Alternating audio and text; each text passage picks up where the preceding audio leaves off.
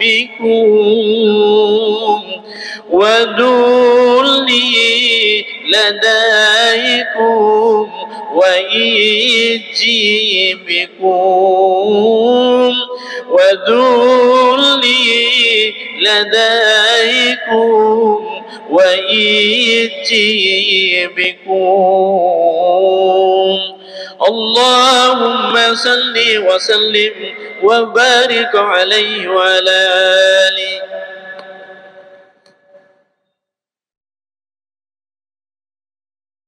الفاتحة إلى روح سيدنا وحبيبنا وشفيعنا رسول الله محمد بن عبد الله وعلى آله وأصحابه وأزواجه وذريته وأهل بيته أجمعين، خصوصا إلى روح سيدنا أحمد بن عيسى المهاجر والفقيه المقدم محمد بن علي وعلوي جميع سادات علي وعلوي وصول وفروئهم، وإلى حضرة النبي الفاتحة.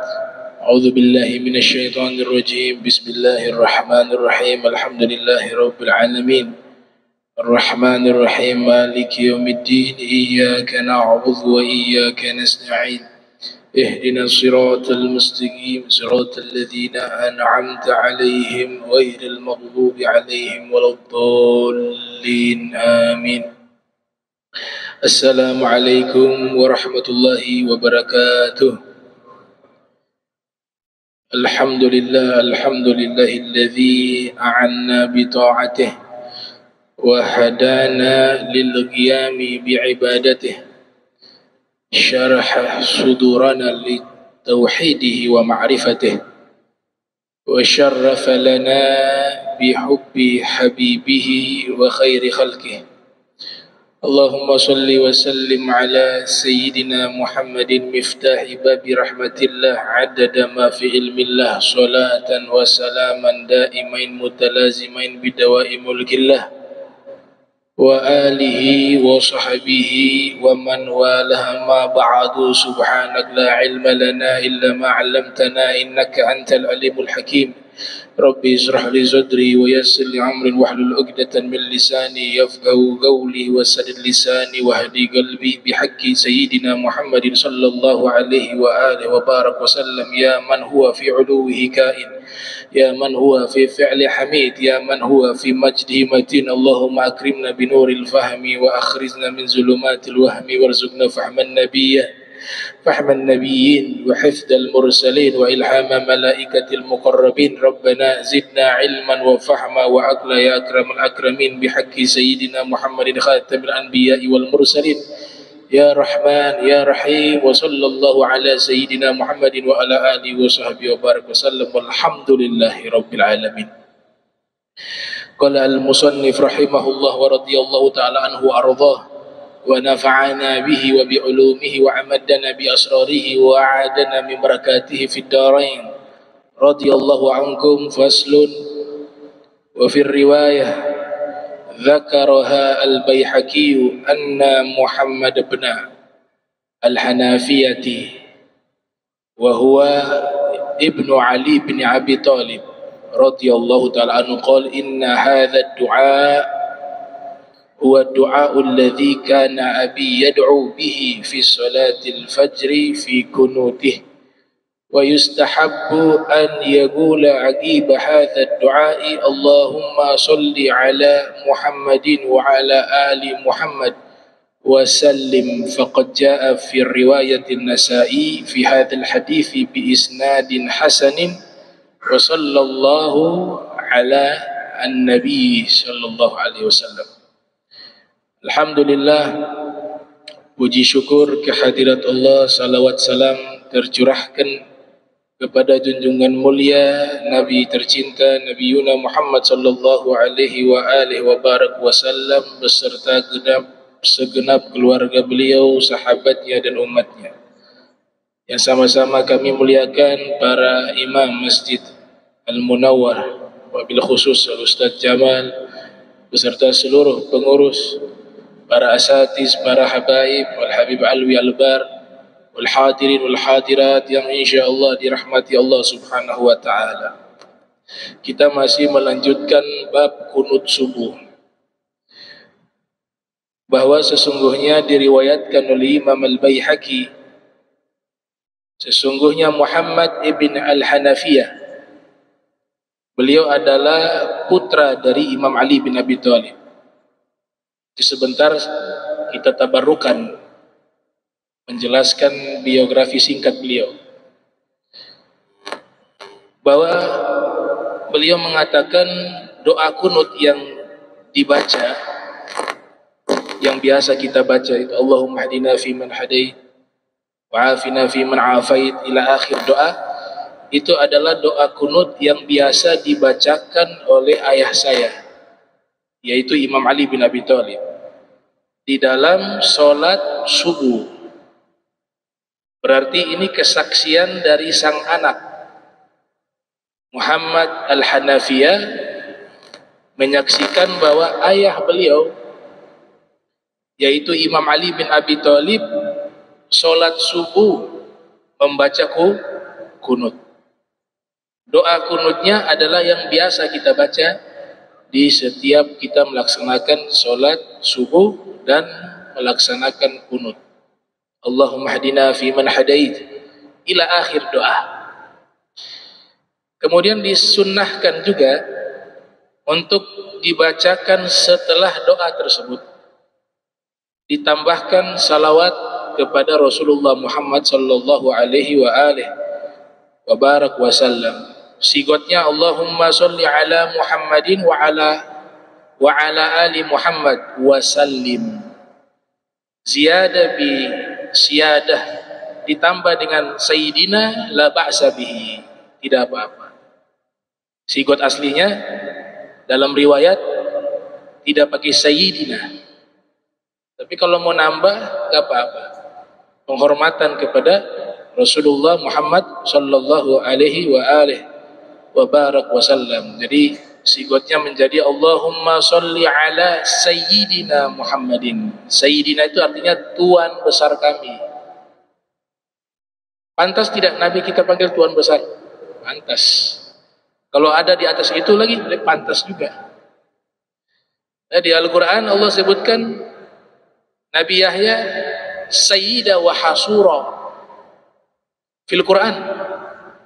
Ketika Allah sebutkan Nabi Yahya, Allah nyatakan Nabi Yahya itu Sayyida wa Hasura, seorang sayyid, tuan besar. Lebih tuan besar mana, Nabi Yahya atau Nabi Muhammad? Lebih besar Nabi Muhammad sallallahu alaihi wa alihi wa barak wasallam.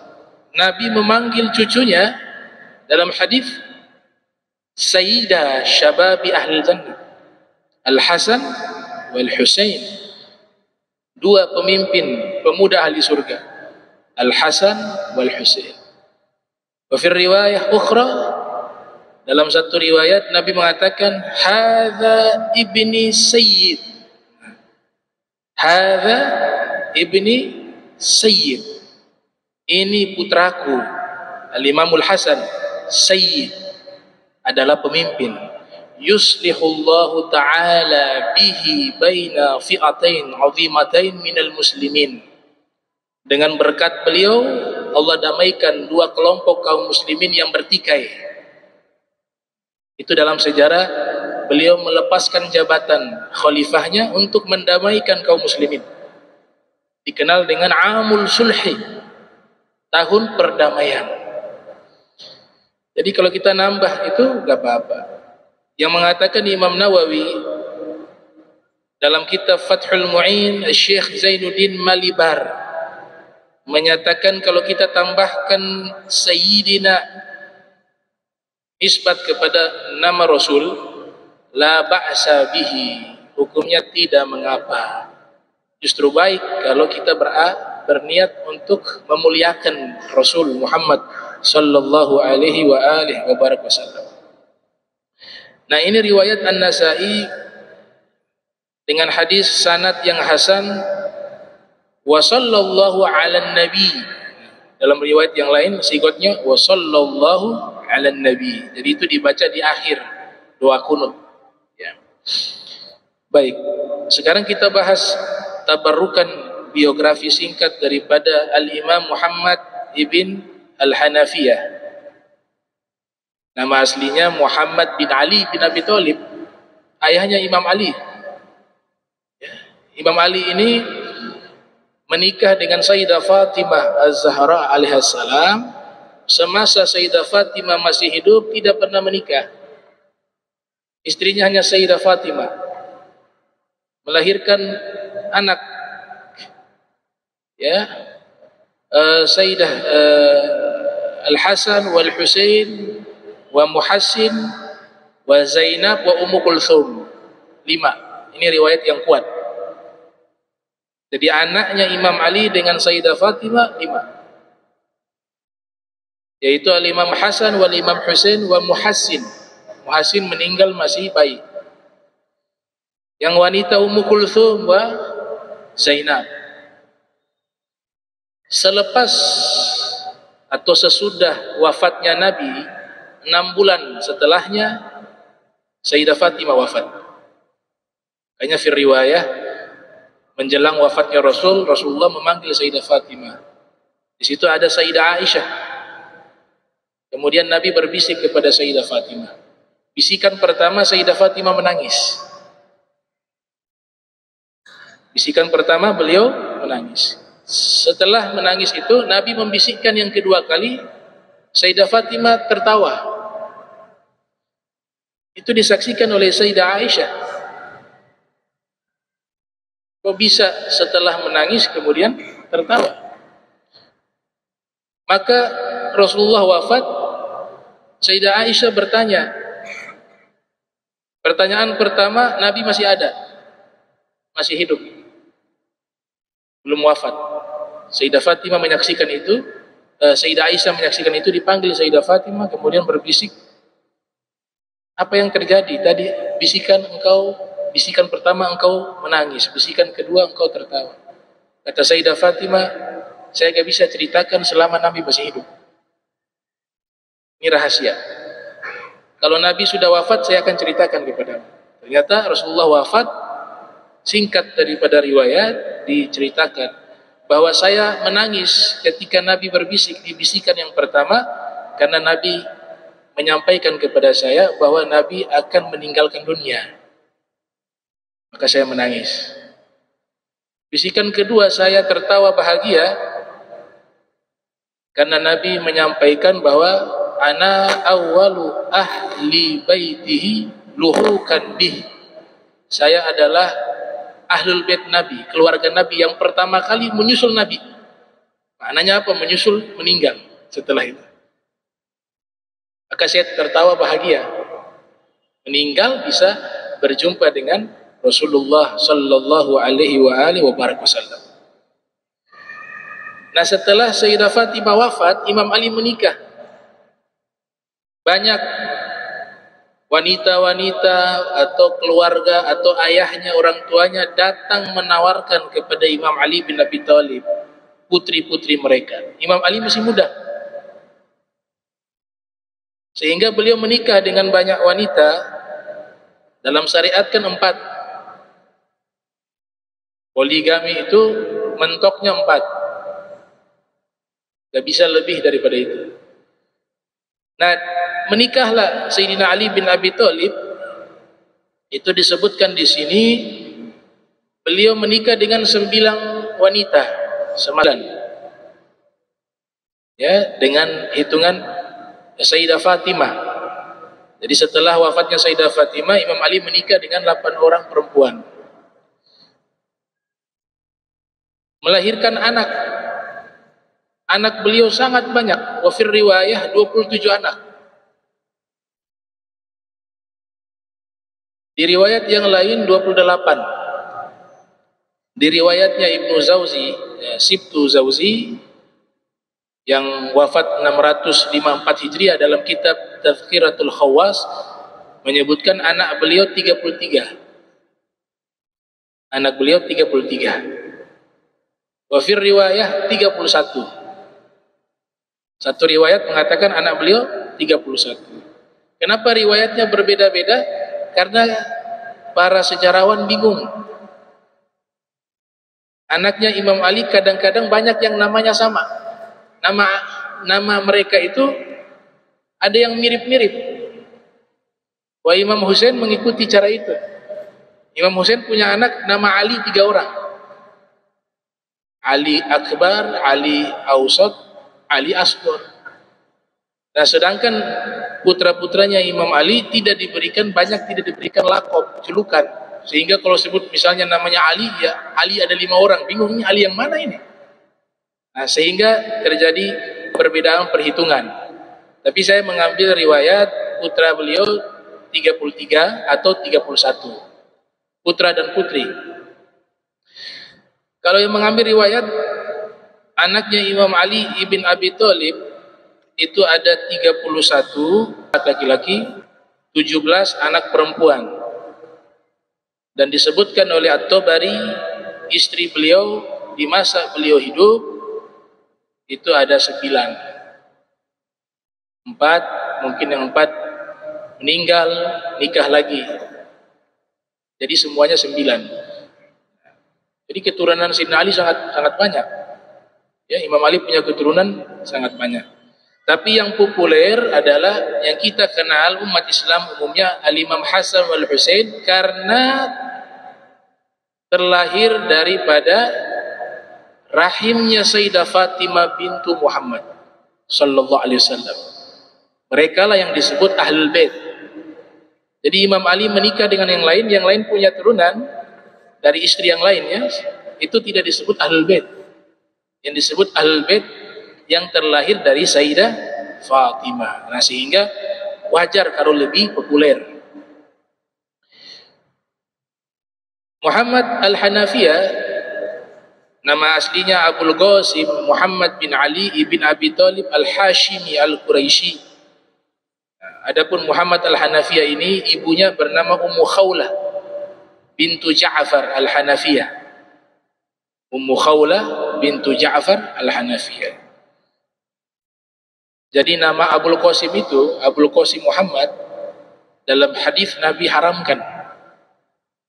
Gak boleh ada orang punya nama Abul Qasim Muhammad, gak boleh. Kalau Muhammad saja boleh, Qasim saja boleh, Abul Qasim saja juga boleh. Yang Nabi larang di dalam hadis, tidak boleh, Nabi bersabda, jangan kalian namakan diri kalian atau anak kalian dengan Abul Qasim Muhammad. Itu identitasnya Rasulullah. Nabi punya nama Abul Qasim. Qasim anak beliau, namanya kunyah. Abul Qasim Muhammad khususnya untuk Rasulullah. Dikecualikan Muhammad Al-Hanafiyah. Muhammad Al-Hanafiyah bernama Abul Qasim Muhammad. Jadi Nabi izinkan, waktu Nabi sedang duduk bersama Sayyidina Ali bin Abi Thalib dan beberapa sahabat, Nabi sudah mendapatkan isyarat bahwa Imam Ali ini akan punya seorang putra nanti. Kelak Imam Ali akan memiliki seorang putra. Kemudian Imam Ali sangat cinta kepada Rasul. Imam Ali mengatakan, wahai Rasulullah, bisa tidak nanti kalau saya punya anak laki-laki, saya berikan nama Muhammad, kemudian ditambah Abul Qasim Muhammad. Rasul mengatakan, saya izinkan. Nah, izin nama ini Abul Qasim Muhammad hanya berlaku kepada putranya Sayyidina Ali bin Abi Thalib. Kalau yang lain sampai hari ini gak boleh menggunakan nama itu. Keharamannya tetap berlangsung kecuali Abul Qasim Muhammad Ibn Ali bin Abi Thalib Al-Hashimi Al-Quraisy. Yukanna Abul Qasim, di mana Rasulullah SAW mengizinkan untuk diberikan nama tersebut tatkala dilahirkan anak tersebut, dan isyarat itu Nabi sampaikan sebelum anak itu lahir. Al-Imam Ahmad di dalam Musnad menyampaikan riwayat tersebut. Sayyidina Ali mengatakan, qultu ya Rasulullah, ara'aita in wulida li ba'daka waladun usammihi bismika wa ukannihi bi kunyatika. Sayyidina Ali mengatakan, wahai Rasulullah, bagaimana menurutmu jika nanti saya memiliki seorang putra, anak laki-laki, saya ingin menamakan namanya dengan namamu dan memberikan kunyah dengan kunyahmu. Kunyah itu Abul Qasim tadi. Imam Ali faham bahwa ada larangan, makanya Sayyidina Ali minta izin. Apa kata Rasul? Naam, iya, artinya boleh. Wa akhrajahu kadzalika Abu Dawud wa Tirmidzi fi sunani wa qala haditsun sahih. Riwayat ini dikeluarkan oleh Abu Dawud dan Imam Tirmidzi di dalam Sunan. Mereka berkata ini riwayat adalah hadis yang sahih. Al-Imam Syihabuddin Az-Zuhri yang lahir tahun 50 Hijriah, wafat 124 Hijriah, seorang imam besar dalam ilmu hadis. Gurunya Imam Malik bin Anas. Beliau menyampaikan satu pernyataan bahwa izin pemberian nama tersebut Abul Qasim Muhammad itu adalah dispensasi langsung dari Rasulullah khusus kepada putranya Imam Ali bin Abi Thalib. Artinya apa? Yang lain tidak boleh. Istimewa. Bahkan di dalam kitab Tarikhul Khulafa, Al-Imam Suyuti yang lahir 849 Hijriah, wafat 911 Hijriah, menyatakan Rasul bersabda bahwa Masjid Nabawi tidak boleh ada yang masuk dalam keadaan junub terkecuali dua orang, ana wa Ali, saya dan Imam Ali. Padahal jangankan Masjid Nabawi, masjid yang lain ini, bukan masjid Nabi, masjid yang ada nih di berbagai tempat ini, secara umum Nabi mengharamkan orang yang junub dan wanita yang haid masuk duduk di dalam masjid. La uhillul masjidah li junubin wala li haid. Saya tidak halalkan masjid dimasuki oleh orang junub dan orang yang dalam keadaan haid, wanita. Tapi luar biasa, Nabi katakan Masjid Nabawi, masjidnya Rasul, tidak boleh ada yang masuk dalam keadaan junub kecuali dua orang, saya dan Imam Ali bin Abi Thalib. Itu juga rukhsah khususiyah, karena Nabi yang sampaikan itu. Nah, Al-Imam Muhammad Al-Hanafiyah dilahirkan di masa khilafah Sayyidina Umar bin Khattab, tepatnya tahun 21 Hijriah. Beliau dilahirkan di kota Madinah Al-Munawwarah dan wafat pada tahun 80 Hijriah.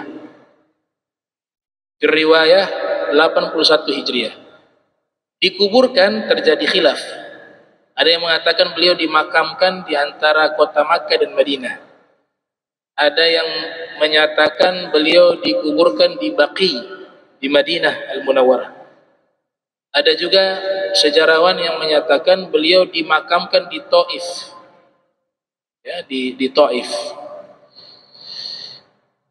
Para ulama ketika menjelaskan biografi Muhammad Al-Hanafiyah, mereka menyanjung sosok Muhammad Al-Hanafiyah sebagai salah satu putra Sayyidina Ali bin Abi Thalib yang memiliki kepribadian yang luhur dan agung.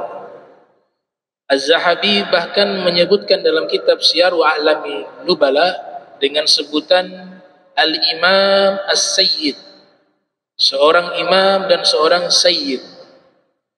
Kemudian disebutkan oleh Ibnu Sa'ad yang lahir tahun 168 Hijriah, wafat 230 Hijriah dalam kitab At-Tabaqat Al-Kubra, dan juga disebutkan oleh Ibnu Khilqan dalam kitab Wafayatul A'yan fi Anba'i Abna'iz Zaman, menyebutkan beliau sebagai seorang ahadul abtal. Abtal itu pahlawan, salah satu pahlawan dalam sejarah Islam. Kana wari'a wasi'al ilm, beliau orang yang sangat waro.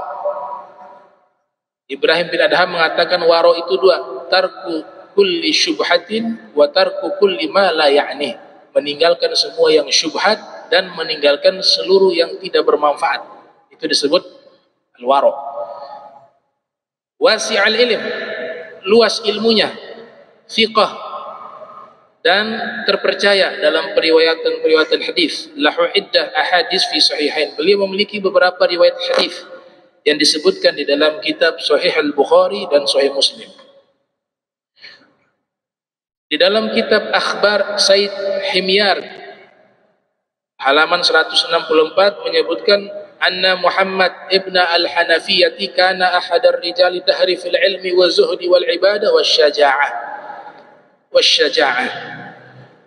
Muhammad ibn Hanafi adalah salah satu tokoh besar dalam sejarah Islam di masanya yang memiliki keluasan ilmu, zuhud, ahli ibadah, dan memiliki sifat pemberani. Bahkan Imam Asy-Syaristani dalam kitab Al-Milal wan Nihal menyebutkan beliau sebagai sosok yang kathiral ilmi, ghaziral ma'rifah, memiliki banyak ilmu dan sangat dalam pengetahuannya. Salah satu turunan, beliau punya turunan lahir di Mesir pada tahun 898 Hijriah, bernama Al-Imam Abdul Wahhab Asy-Sya'rani. Itu turunannya Muhammad Al-Hanafiyah yang ada di Mesir. Wafat 973 Hijriah. Imam besar dalam mazhab Syafi'i dan seorang sufi, seorang faqih, seorang ahli hadis juga. Beliau punya karya-karya ilmiah yang luar biasa. Bahkan julukan beliau Syekhul Islam itu mendapatkan gelar julukan guru besar di dalam agama Islam. Ini gelar ini berlaku di alam manusia dan alam jin. Jadi beliau punya kitab berjudul Kashful Ron wal Hijab, Kashful Hijab wal Ron an As'ilatil Jan. Kitab itu membahas para ulama-ulama dari bangsa jin. Mereka semuanya datang menemui Syekh Abdul Wahhab Asy-Sya'rani. Kemudian mereka bertanya terkait masalah-masalah hukum agama Islam. Dijawab oleh Imam Syekh Abdul Wahhab Asy-Sya'rani. Jadilah satu kitab berjudul Kashful Hijab Warron an As'ilatil Jan. Di situ yang bertanya ulama-ulama minal jin, dari bangsa jin. Selesai beliau menjawab semua pertanyaan tersebut, seluruh ulama-ulama bangsa jin menyatakan, anta Syekhul Islam fi tsaqalain. Kamu adalah guru besar di dalam agama Islam di dua alam, di alam manusia dan alam jin. Wa Syekh Yusuf An-Nabhani dalam kitabnya Jami'u Karamatil Auliya, ensiklopedia keramat para wali, menyebutkan bahwa Syekh Abdul Wahhab Asy-Sya'rani di masa anak-anak sudah menunjukkan hal-hal yang luar biasa. Artinya memang beliau dipilih oleh Allah menjadi seorang aulia. Sungai yang ada di Mesir, di situ banyak buaya. Orang kalau menyeberang itu naik kapal, naik perahu. Nah, kalau beliau nyebrangnya naik buaya. Dan disaksikan oleh orang sekampung.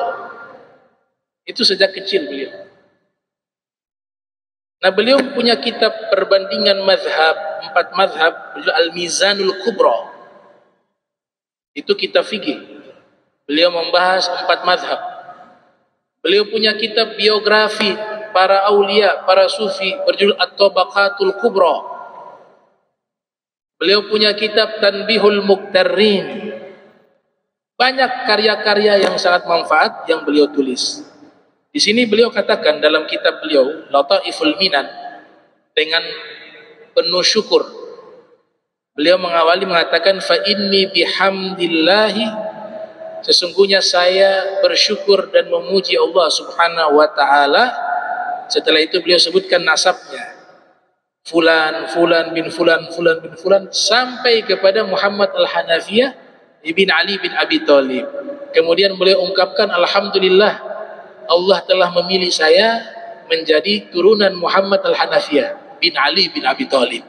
Berarti beliau merasa bersyukur, ya, nasabnya bersambung kepada Al-Imam Muhammad Al-Hanafiyah. Al-Imam Muhammad Al-Hanafiyah disebutkan sebagai qaidan kabira min qadatil ma'arik allati khadaha Ali bin Abi Thalib. Beliau dengan sang ayah punya hubungan yang sangat dekat. Di usia kurang lebih 20 tahun usianya, beliau sudah diberikan amanah besar oleh ayahnya Imam Ali bin Abi Thalib memimpin pasukan dalam peperangan. Di dua peperangan, Ghazwatul Jamal dan Siffin. Yang menjadi pemimpin pada waktu itu adalah Muhammad Al-Hanafiyah. Dikasih bendera oleh sang ayah untuk memimpin pasukan. Dan sang ayah Imam Ali bin Abi Thalib selalu mengandalkan beliau di seluruh peperangan yang terjadi di masa kekhilafaan sang ayah Al-Imam Ali bin Abi Thalib. Sampai satu ketika ada orang yang memprovokasi. Ada orang yang sengaja memprovokasi. Setiap kali terjadi peperangan di masa Amirul Mukminin Imam Ali bin Abi Thalib, tidak pernah Imam Ali mengajak dan melibatkan Imam Hasan wal Husain. Tapi anak-anak beliau yang lain dilibatkan di dalam peperangan, termasuk Muhammad Al-Hanafiyah. Sampai datang seorang yang sengaja memprovokasi, mengatakan, ayahmu itu pilih kasih. Ketika berperang yang diajak kalian saja, tapi Al-Hasan wal Husain tidak diajak. Padahal kalian juga adalah putranya. Ini provokator nih. Tapi beliau memang sudah dididik dengan baik oleh sang ayah. Beliau benar-benar kesatria. Jadi orang masih punya iri hati di dalam hati, masih punya kecemburuan, masih punya, belum disebut kesatria. Kesatria itu dadanya lapang, luas. Sayyidina Ali mengatakan, wa tahsabu annaka jirmun sagirun wa fika intawa al-alamul akbar. Kalian pikir kalian ini manusia hanya fisik yang kecil. Tidak. Di dalam diri kalian itu terhimpun alam yang begitu besar. Ini jiwa-jiwa kesatria seperti itu. Maka beliau menjawab, beliau mengatakan, innahuma ainah wa ana yaminuh fahuwa yadfa'u an ainaihi biyaminih. Sesungguhnya Al-Hasan wal Husain itu bagaikan dua mata ayah saya, dan saya bagaikan tangan kanannya, dan fungsi tangan kanan untuk senantiasa menjaga dua mata dari gangguan. Itu bahasa yang luar biasa. Artinya apa? Saya tugasnya menjaga Al-Hasan wal Husain. Bahkan beliau menyatakan bahwa Imam Husain itu lebih mulia dari saya. Lihat kesatria, mengakui kelebihan orang. Padahal sama-sama punya genetiknya bersambung kepada Imam Ali, tapi dari pihak ibu berbeda. Beliau katakan, Imam Husain lebih alim dari saya. Imam Husain lebih sabar dari saya. Imam Husain lebih pandai dari saya. Imam Husain lebih mulia dari saya. Imam Husain ibunya adalah putrinya Nabi Muhammad. Sedangkan saya, ibu saya putrinya Ja'far. Bagaimana mungkin Ja'far dengan Muhammad itu sama? Itu pengakuan. Padahal satu bapak. Bahkan mereka tidak makan kecuali Al-Hasan wal Husain sudah ada bersama mereka. Ketika Imam Hasan dan Husain sudah makan, baru anak-anak yang lain ikut makan. Itu adab yang diajarkan oleh Imam Ali bin Abi Thalib. Dan mereka cinta sekali kepada Al-Imam Al-Hasan wal Husain.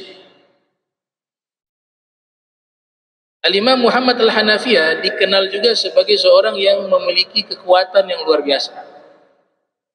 Orang yang kuat, asy-syaja'ah, pemberani, alim, pandai, abid, ahli ibadah, faqih, ahli fikih, mufassir, ahli tafsir, muhaddits, ahli hadis, ahadur ruwat, salah satu periwayat hadis yang masuk di dalam kitab Sahih Bukhari dan Muslim.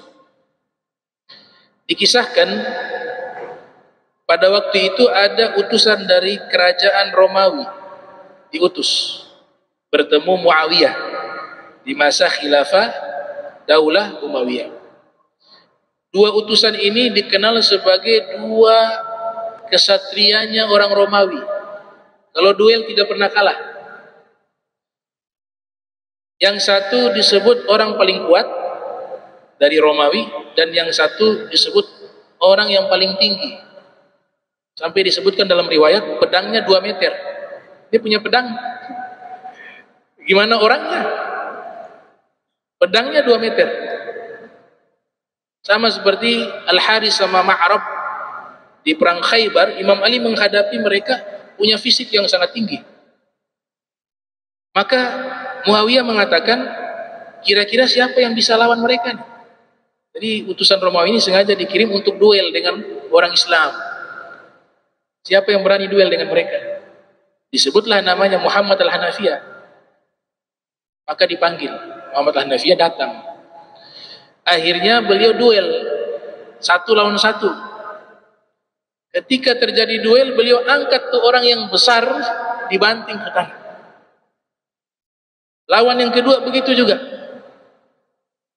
Nah, beliau mewarisi daripada gua Al-Imam Ali bin Abi Thalib, kekuatan Sayyidina Ali bin Abi Thalib. Sayyidina Ali itu punya fisik sangat kuat, dan orangnya itu sudah diberikan kelebihan yang berbeda dengan kita. Ada satu doa Nabi doakan, ya Allah jadikan dia Sayyidina Ali ini ketika di musim panas merasa dingin, dan ketika di musim dingin merasa panas. Nah, orang ketika musim dingin berselimut kedinginan, Sayyidina Ali buka baju. Yang lain kedinginan menggunakan selimut, Sayyidina Ali tanpa selimut, tidak terasa dingin. Kalau musim saking panasnya, yang lain buka baju, Sayyidina Ali berselimut karena tubuhnya terasa dingin. Wa fi kitab Tarikh Dimashq ditulis oleh Ibnu Asakir menyebutkan gerbang benteng Khaybar itu dicabut oleh Sayyidina Ali 1 tangan. Gerbang itu besar, dilempar oleh Imam Ali, bahkan dalam riwayat dijadikan tameng. Gerbang yang begitu besar dicabut oleh Imam Ali dengan 1 tangan, dilempar. Selesai peperangan, kaum muslimin menggeser gerbang itu. 70 orang tidak kuat. Bukan angkat, geser, gak kuat. Itu menunjukkan beliau punya guwah al-jasadiyah. Al-guwah al-jasadiyah, kekuatan fisik yang luar biasa. Peristiwa tadi duel antara Muhammad Al-Hanafiyah dengan orang Romawi itu diriwayatkan oleh Ibnu Katsir yang lahir tahun 700 Hijriah, wafat 774 Hijriah dalam kitab Al-Bidayah wan Nihayah. Beliau dikirim juga oleh sang ayah ke Kufah. Di sana bersama Muhammad bin Abi Bakar bertemu dengan Abu Musa al-Ash'ari di Kufah di Irak. Dan Imam Zamakhsyari meriwayatkan Muhammad al-Hanafiyah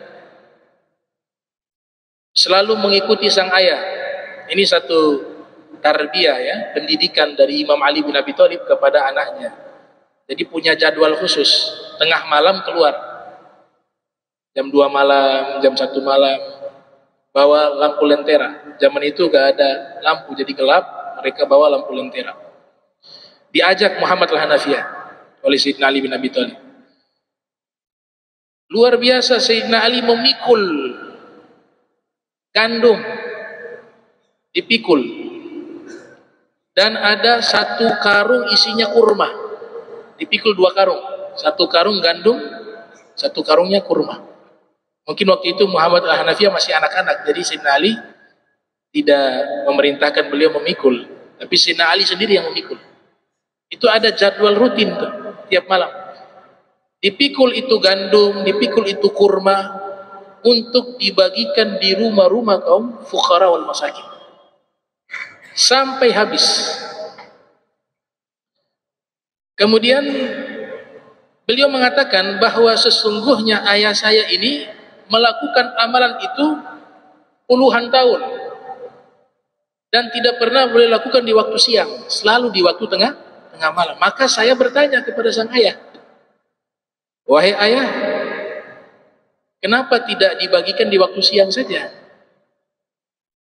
Mungkin dia sudah kasihan Imam Ali dengan usia yang sudah lanjut, tapi amalan ini tetap dilakukan. Apalagi mengurus negara yang sudah kacau balau, sudah kacau ini negara, baru diserahkan ke Sayyidina Ali. Jadi Sayyidina Ali dapat ini kotoran-kotorannya, masalah-masalahnya itu sudah menumpuk, kemudian diserahkan kepada Imam Ali bin Abi Thalib. Apa kata Sayyidina Ali? Ya bunayya inna sadaqah sirtu dufa'u ghadab rabb. Wahai anakku, sedekah secara sembunyi-sembunyi mampu memadamkan kemurkaan Allah. Jadi beliau sengaja memberikan itu tengah malam biar tidak ada yang tahu kalau beliau yang berikan. Itu beliau lakukan. Yang lakukan siapa? Yang orang sudah dijamin surga. Al-Imam Ali bin Abi Thalib. 10 yang sudah dikasih kabar gembira masuk ke dalam surga, salah satunya Imam Ali bin Abi Thalib. Orang yang ada di bawah selendangnya Nabi ketika turun ayat innama yuridullah liyudhiba ankum risa ahla baiti wa yutahhirakum tathhira. Ahlul kisah li khamsatun udfi biha haral wabail khatimah al mustafa wal murtada wa ibnahuma wa fatimah. Masuk dalam ayat tersebut, masuk dalam selendang Nabi.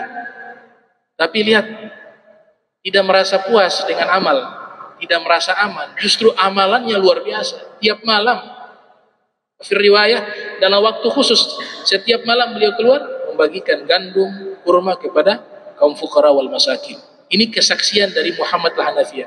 Ini tarbiyah dari Sayyidina Ali.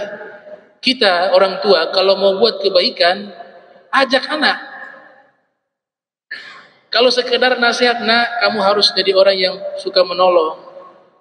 Dengan kita bawa dia dan kita tolong orang, lebih berkesan dia saksikan dengan mata perbuatan kita. Itu yang diterapkan oleh Imam Ali bin Abi Thalib. Bukan hanya sekedar hikayat. Kita bagi, berikan kepada orang, kasih ke anak, nak, bagi ke dia. Nak, kasih sedekah ke dia. Itu lebih berkesan. Secara kejiwaan, dia akan menerima itu lebih cepat. Lisanul hal afsah min lisanil maqal. Nak, solat, jangan hanya bilang solat, solat. Ajak dia solat bersamamu. Solat sunnah di rumah. Ajak dia, panggil dia, nah ayo sholat bersama abah di sana. Seperti inilah didikan yang benar yang diajarkan oleh Imam Ali bin Abi Thalib. Jangan sampai di orang tua nyuruh gak buat. Orang tua suruh untuk dermawan, orang tuanya bakhil. Orang tuanya suruh berakhlak baik, orang tua anaknya disuruh akhlak baik, orang tuanya tidak berakhlak baik. Orang tuanya nyuruh sholat kepada anaknya, orang tuanya tidak pernah sholat. Bagaimana mungkin anak itu bisa menerima nasihat yang disampaikan oleh orang tua? Makanya keteladanan itu yang dicontohkan oleh Al-Imam Ali bin Abi Thalib karramallahu wajhah. Kemudian di sini disampaikan Imam Husain ketika berpisah dengan Muhammad al-Hanafiyah pergi ke Karbala. Nah, ini memang ada kaum orientalis menyatakan bahwa Muhammad al-Hanafiyah ini dikatakan berkhianat kepada Imam Husain. Buktinya apa? Imam Husain ketika berangkat menuju Karbala dan puncaknya beliau syahid fi sabilillah, Muhammad al-Hanafiyah tidak ikut Imam Husain. Maka di sini dijawab oleh para sejarawan, Muhammad al-Hanafiyah pada waktu itu sudah mengalami satu penyakit yang sangat parah. Beliau mengatakan kalau saya masih mampu memegang pedang, hanya sekedar mampu memegang pedang, saya akan maksakan diri saya ikut Imam Husain sampai ke Karbala. Tapi untuk bangun saja sulit. Jadi bukan beliau tidak ikut, tapi memang keadaan beliau sakit parah waktu itu. Dan setelah sampainya informasi Imam Husain sudah terbunuh, beliau menangis tanpa henti. Bahkan di saat perpisahan dengan Imam Husain mau menuju ke Irak, itu beliau mengalami satu kesedihan yang sangat luar biasa.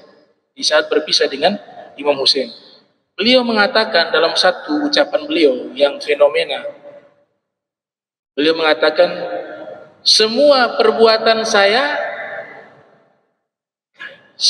letakkan semuanya berdasarkan perintah Imam Husain. Imam Husain perintahkan apa saja saya siap lakukan. Wala ataharraku bi syai'in illa bi amril Imam Al-Husain bin Ali bin Abi Thalib. Saya tidak menggerakkan sesuatu kecuali sesuatu itu diperintahkan oleh Imam Husain. Gerak saja. Harus Imam Husain yang perintah baru saya gerak. Cuma keadaan saja yang membuat beliau tidak bisa mengikuti Imam Husain di dalam peperangan tersebut atau menemani Imam Husain ke Karbala. Beliau dikenal juga sebagai ahli tafsir. Beberapa ayat Al-Quranul Karim ditafsirkan oleh Muhammad Al-Hanafiyah di surat Al-Ikhlas. Qul huwallahu ahad, Allahu somad. Di sini ditafsirkan as-somad oleh Muhammad Al-Hanafiyah, artinya al-ghaimu bi nafsihi wal ghani an kulli syai'in. Arti as-somad adalah Allah berdiri dengan sendiri dan Allah tidak butuh kepada segala sesuatu. Itu tafsirannya Muhammad Al-Hanafiyah yang beliau dapat dari Sayyidina Ali bin Abi Thalib. Jadi beliau seorang mufassir juga, seorang ahli tafsir Al-Quran. Di ayat yang lain beliau tafsirkan, fa'adzana mu'adzinun bainahum anna la'natullah ala zalimin. Ada seorang muazzin yang memberikan pengumuman. Dia menyampaikan pengumuman di tengah-tengah mereka bahwa laknat Allah dilimpahkan kepada orang-orang yang zalim. Al-Imam Muhammad Al-Hanafiyah menafsirkan riwayat ini dari ayahnya Imam Ali, ana dzalikal muadzin. Saya itulah muadzin di hari kiamat. Di situ dia maksud Sayyidina Ali bin Abi Thalib. Itu ditafsirkan oleh Muhammad Al-Hanafiyah. Jadi nanti Imam Ali diberikan satu tugas khusus di yaumil kiamah, memberikan instruksi dan pengumuman untuk dipanggil seluruh orang-orang zalim berkumpul dalam satu saf. Kemudian mereka diadili oleh Allah dalam mahkamahnya Allah Subhanahu wa taala. Itu tafsirannya Muhammad Al-Hanafiyah. Kemudian di ayat yang lain Allah taala berfirman, inna aradna al-amanata 'ala as-samawati wal ardi wal jibal fa abaina an yahmilnaha wa ashfaqna minha wa hamalaha al-insan innahu kana zaluman jahula. Sesungguhnya kami telah sodorkan amanah ini kepada langit, bumi, gunung, tapi mereka menolaknya untuk memikul amanah tersebut dan takut akan amanah itu. Lalu manusia yang mengambil amanah tersebut, sesungguhnya manusia itu adalah orang yang sangat zalim dan sangat bodoh, jahula. Ditafsirkan oleh beliau, makna amanah di situ adalah imamatuhu wa wilayatuhu. Imamiyahnya Sayyidina Ali bin Abi Thalib dan wilayahnya Imam Ali bin Abi Thalib. Itu tafsiran Muhammad Al-Hanafiyah. Kalau Sayyidina Ali menafsirkan di satu tafsiran, al-amanah di ayat tersebut artinya adalah hukum-hukum Allah, ahkamullah. Beliau juga seorang ahli hadis dan sebagai rawi periwayat hadis Nabi Muhammad sallallahu alaihi wasallam. Di antara hadis yang beliau riwayatkan, al-mahdi minna ahla baiti yuslihullahu fi lailatin aw qala fi yaumain. Imam Mahdi adalah ahlul baitku, kata Nabi. Imam Mahdi adalah ahlul bait kami. Dengan adanya Imam Mahdi, Allah memberikan kedamaian, persatuan di seluruh dunia dalam waktu satu malam.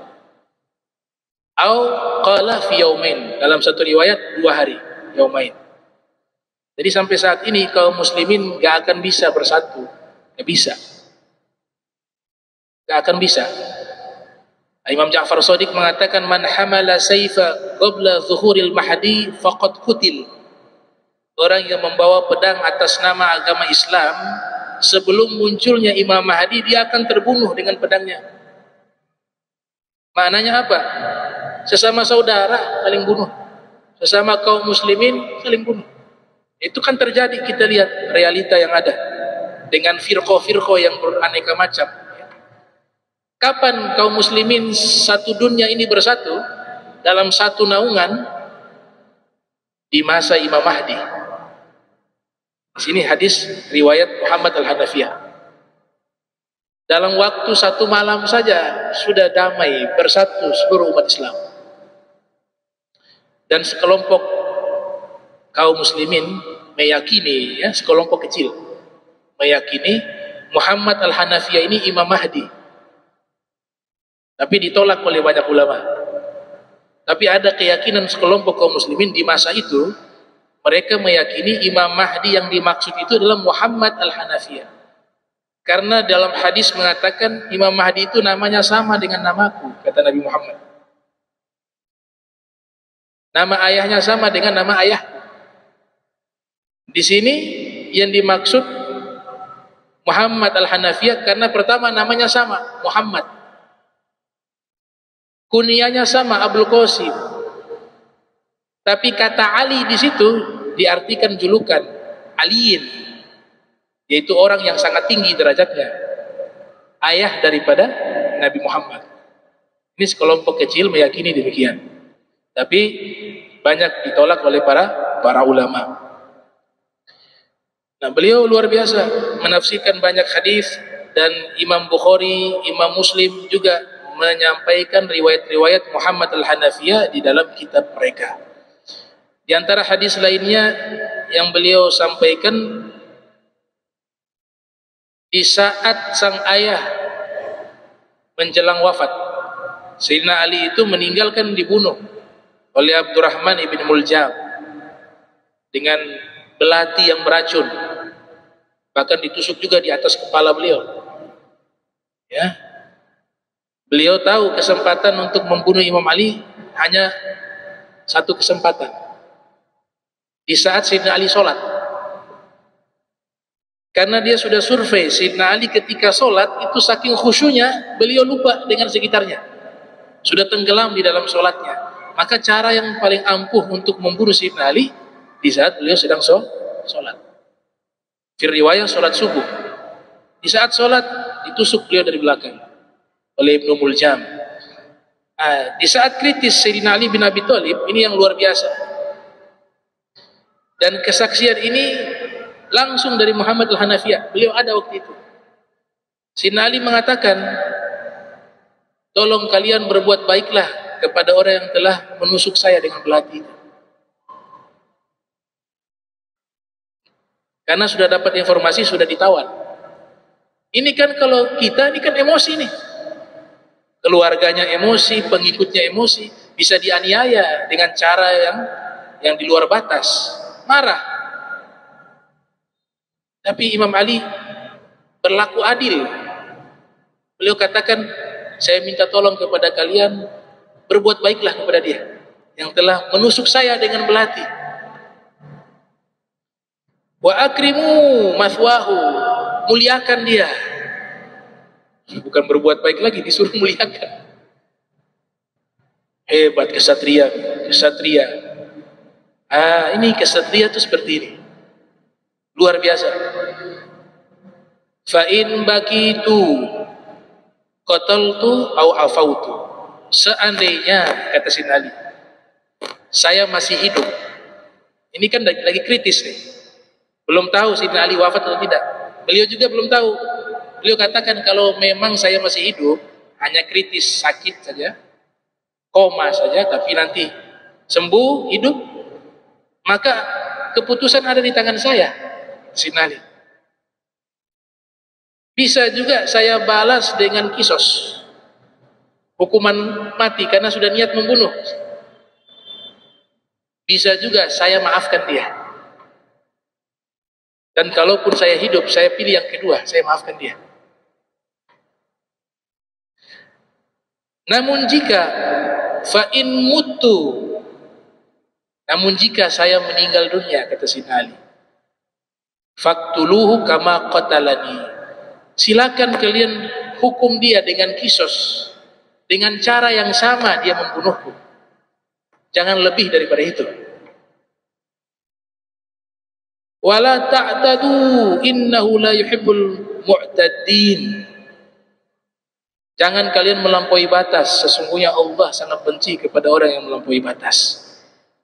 Kemudian Sayyidina Ali mengatakan, tolong jangan ikat dia dengan sangat kencang, berikan kesempatan padanya wudu untuk sholat,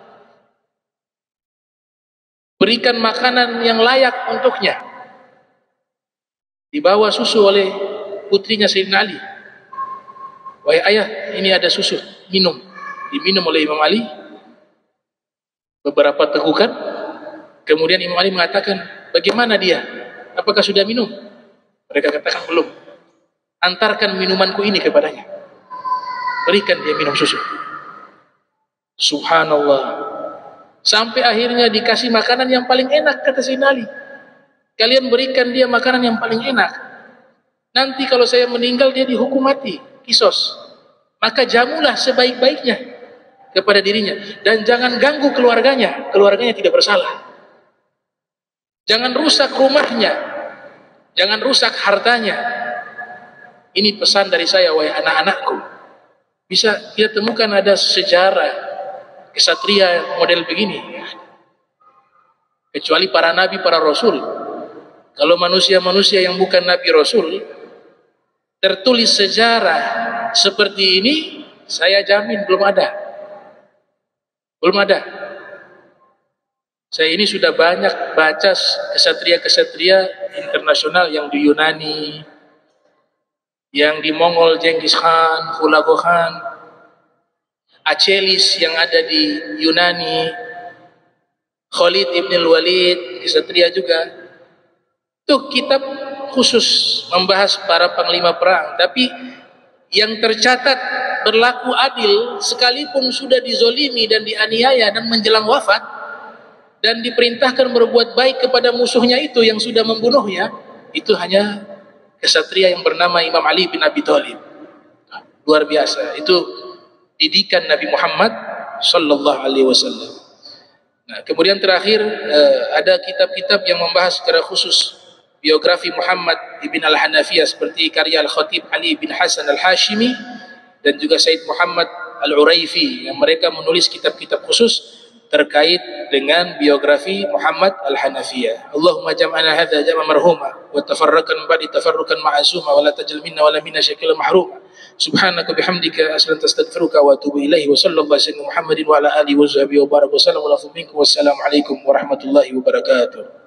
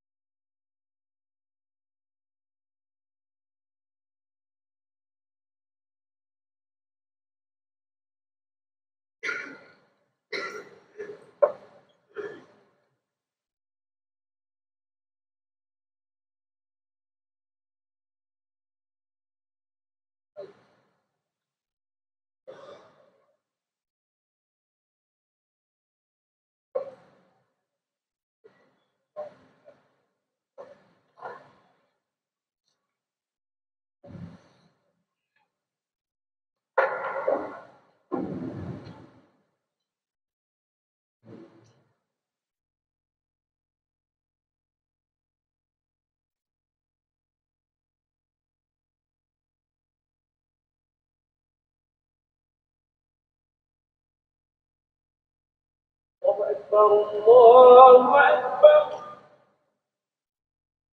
الله أكبر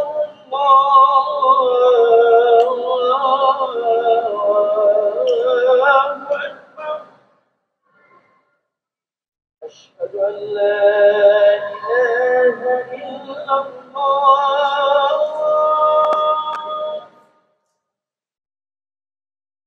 أشهد أن لا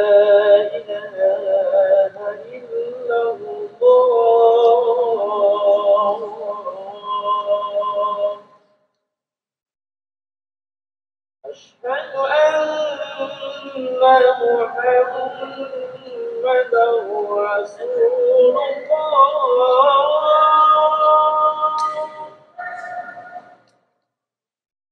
أشهد أن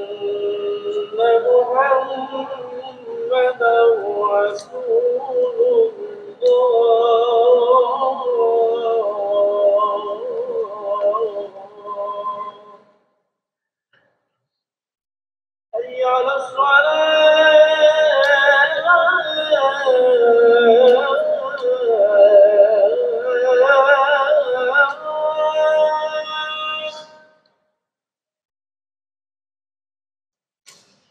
على الله